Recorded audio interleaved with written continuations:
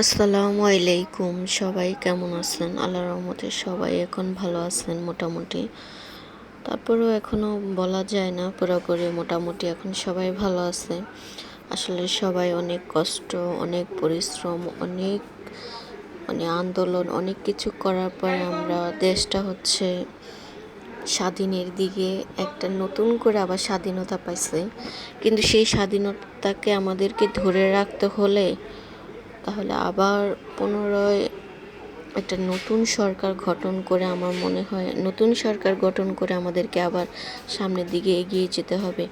কারণ না হলে এই 15 বছর কি আমাদের বুঝ হয়েছে? তো দেখতেছি বিএনপি আওয়ামী লীগ দুজন পাটাপাটি যে আসে এর পক্ষে এই ধরপাকড় মারামারি, তার পিছনে লেগে থাকা, এই আসলে এর পিছে এভাবে করে আসলে কখনোই একটা গণতন্ত্র, একটা বাংলাদেশ জনগণের ভালো কখনোই হয় না।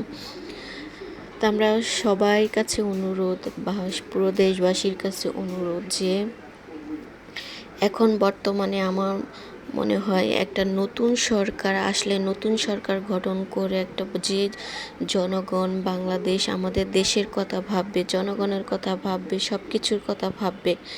কারণ তার কোনো দল থাকবে না, তার কোনো ভেদাভেদ থাকবে না, তার কোনো ধরপাকড় নাই। কারণ সে একজন নতুন সরকার। আমরা চাই একজন নতুন সরকার আসুক, নতুন করে। আমরা কোনো আগের যে দুই সরকার তাদের কাউকে আমার মনে হয় কেউই এখন আর চায় না। নতুন করে নতুন সরকার চায়। সেই সরকার হলে আমাদের জন্য হলো, আমরা এবার দেখবো যে নতুন সরকার আমাদের জনগণের জন্য কি করে। আর সে নতুন সরকার আমাদের জনগণের কথা ভাববে। আসলে এত কয়দিন ধরে এত মিছিল, এত আন্দোলন, এত কিছুর পরে যদি আমাদের দেশটা আবারও সেই একই জ্বালাও পোড়াও মারামারি, সব কিছুর দাম বাড়তি, সব কিছু এর পিছিয়ে লেগে থাকা যদি হয়, তাহলে এত কষ্ট, এত যে শহীদ ভাই বোনেরা শহীদ হয়েছে, তাহলে তাদের বিনিময়ে যদি আবারও সেই মারামারি, সে হানাহানি, সে কাটাকাটি হয়, তাহলে কি হবে বলেন? আমরা চাই যে সবাই এখন একটা নতুন সরকার যে আমাদের দেশের কথা ভাববে, যে জনগণের কথা ভাববে, সে সব কিছুর কথাই ভাববে, যে তার কোনো দল থাকবে না, ভেদাভেদ থাকবে না। সে শুধু জনগণের কথা ভাববে, বাংলাদেশের কথা ভাববে, আমাদের সবার কথা ভাববে। একটা সরকারের নিয়মিত হচ্ছে সে সব কিছু দিয়ে তার জনগণের সাপোর্ট হবে।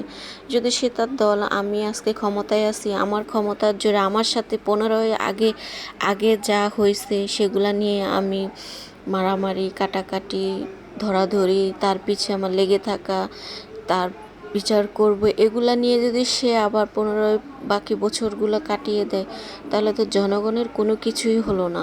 আবার আরেকজন ক্ষমতায় আসবে, আমি যা করে গেছি এগুলার হচ্ছে প্রতিশোধ নেওয়ার জন্য আমি আবার তার পিছে লেগে থাকলাম। এভাবে করে তো আসলে রাষ্ট্র চলে না, দেশ চলে না। কারণ তাহলে তো জনগণের ক্ষতি। তাই আমরা এত বছর তো আমরা দেখেই আসতেছি। তাই আমরা সবাই চাই, আমার কথা হচ্ছে আমার মনে হয় সবাই এটাই চায়, নতুন সরকার গঠন হোক, নতুন একটা ভালো যে সব কিছু বুঝে, সব কিছু সবাই বিবেচনা সবাই করে নতুন সরকার। আমরা জনগণ যাকে চাই, জনগণের ভোটে সে পাশ হয়ে আমরা চাই যে সে জনগণের মাঝে আসুক। এটাই চাই। আমার মনে হয় আপনাদের সবারই একই বক্তব্য। কারণ আমরা আর কারো শহীদ মৃত্যু আর চাই না, কারো পিছে কেউ লেগে থাকা চাই না, কিছুই চাই না। আমরা চাই দেশটা শান্তি, দেশের স্বাধীন, সব কিছু আমরা স্বাধীনভাবে বাঁচতে চাই। এটাই হচ্ছে আমাদের চাওয়া পাওয়া, আমাদের প্রত্যেকটা মানুষের। তাই সবাই, আর কি বলবো, এখনো পর্যন্ত কিছু বলার ভাষা নাই, বলার মতো কোনো কিছুই নাই। আসলে দেশটা কি আজও কি স্বাধীন হয়েছে কিনা এখনো বুঝতেছি না। কারণ চারিদিকে এখনো